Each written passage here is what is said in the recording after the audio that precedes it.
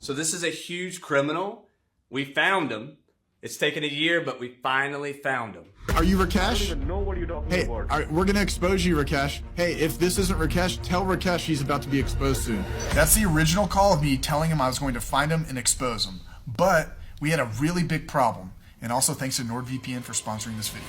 See, at the time, we only had the scammer's name and the building he was operating in. We took that info and we started searching Google and social media, but we kept getting results like this. So the problem is you have like 90 searches, 90 plus for LinkedIn.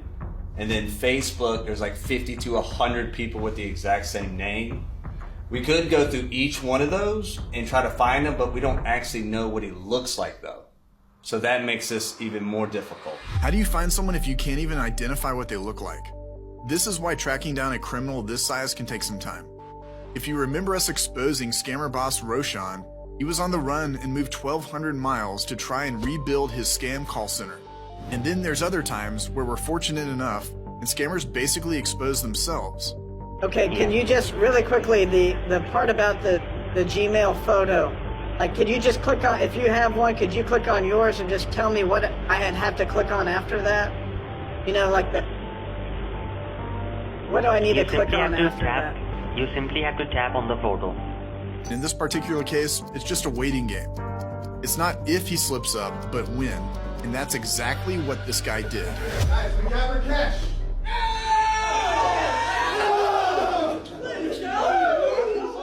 But as far as the slip up, we're going to keep that a secret because we actually don't really want to teach scammers how to not get caught. But that brings us here. The scammer we've been tracking is Rakesh Chowdhury. He's running a call center with a team of 60 scammer employees.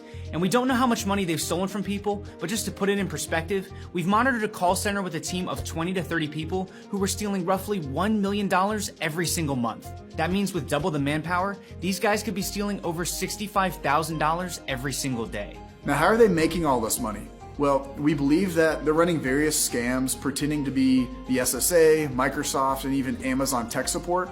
But get this, their big one is a loan scam. And here's what we know about it.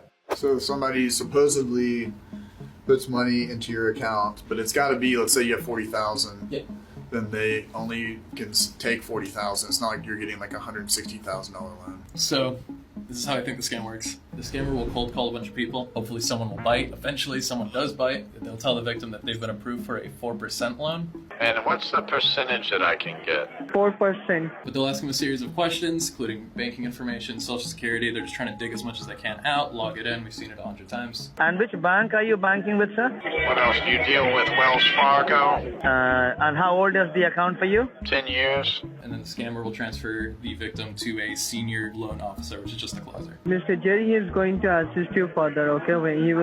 Once he is free, sir, okay? This is where it gets a little messy. So the closer will have you open your bank page.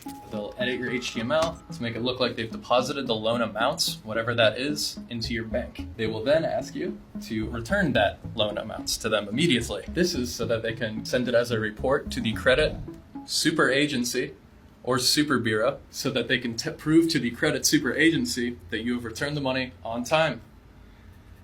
You have to return that money to our loan company. Okay. On this way, sir, we can able to show our official report to the credit super agency, to the credit super bureau, that Mr. Wilson Carter, he has returned that money to our loan company on time.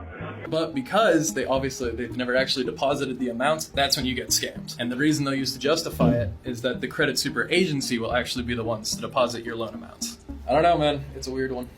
It's a weird one. The scam loans that we do know typically scam you by getting you to pay some type of origination fee or even loan fee, and then ultimately you don't get the loan. Now, this scam, it's really kind of confusing to us, so we don't really understand it, and it's hard to believe that these guys are even really making any money. Okay, let's talk about where these guys are located. They're in Kolkata Sector 5 in India. In fact, we already knew where the building was. I have multiple numbers of you.